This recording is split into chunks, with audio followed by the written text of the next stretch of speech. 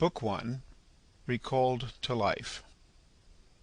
Book 1, Chapter 1, The Period. It was the best of times. It was the worst of times. It was the age of wisdom. It was the age of foolishness. It was the epoch of belief. It was the epoch of incredulity. It was the season of light. It was the season of darkness. It was the spring of hope. It was the winter of despair. We had everything before us. We had nothing before us. We were all going direct to heaven, and we were all going direct the other way. In short, the period was so far like the present period that some of its noisiest authorities insisted on its being received, for good or for evil, in the superlative degree of comparison only. There were a king with a large jaw and a queen with a plain face on the throne of England. There were a king with a large jaw and a queen with a fair face on the throne of France. In both countries it was clearer than crystal to the lords of the state preserves of loaves and fishes that things in general were settled for ever. It was the year of our Lord 1775. Spiritual revelations were conceded to England at that favoured period, as at this.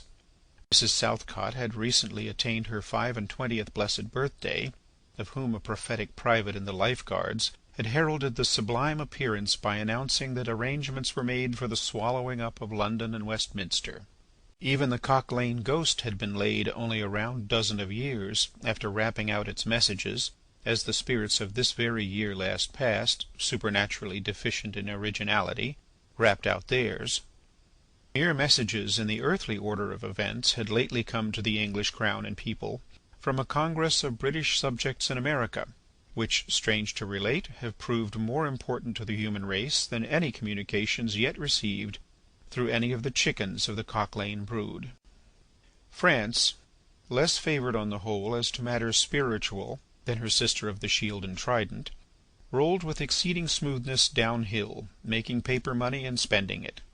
Under the guidance of her Christian pastors she entertained herself besides with such humane achievements as sentencing a youth to have his hands cut off, his tongue torn out with pincers, and his body burned alive, because he had not kneeled down in the rain to do honour to a dirty procession of monks which passed within his view at a distance of some 50 or 60 yards. It is likely enough that rooted in the woods of France and Norway there were growing trees, when that sufferer was put to death, already marked by the woodman, Fate, to come down and be sawn into boards, to make a certain movable framework with a sack and a knife in it, terrible in history.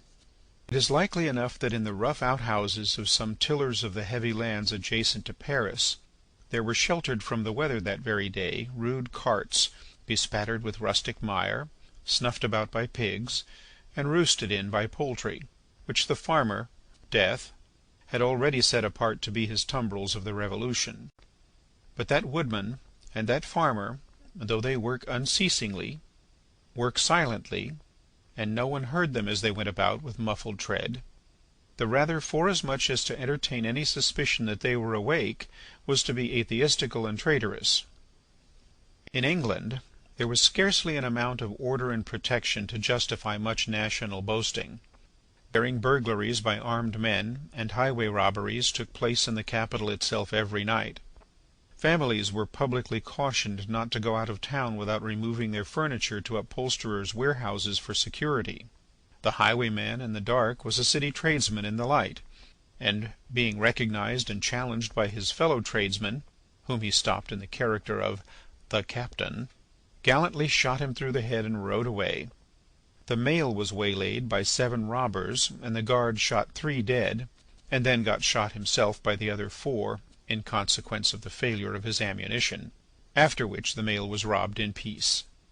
That magnificent potentate, the Lord Mayor of London, was made to stand and deliver on Turnham Green by one highwayman, who despoiled the illustrious creature in sight of all his retinue. Prisoners in London jails fought battles with their turnkeys, and the majesty of the law fired blunderbusses in among them, loaded with rounds of shot and ball. Thieves snipped off diamond crosses from the necks of noble lords at court drawing-rooms.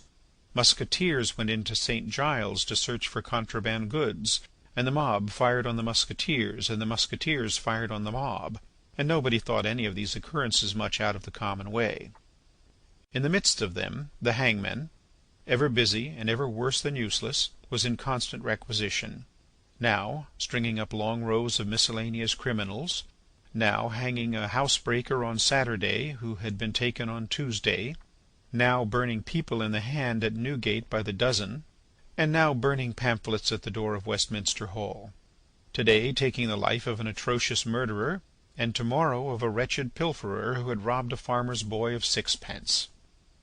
All these things, and 1,000 like them, came to pass in and close upon the dear old year 1775.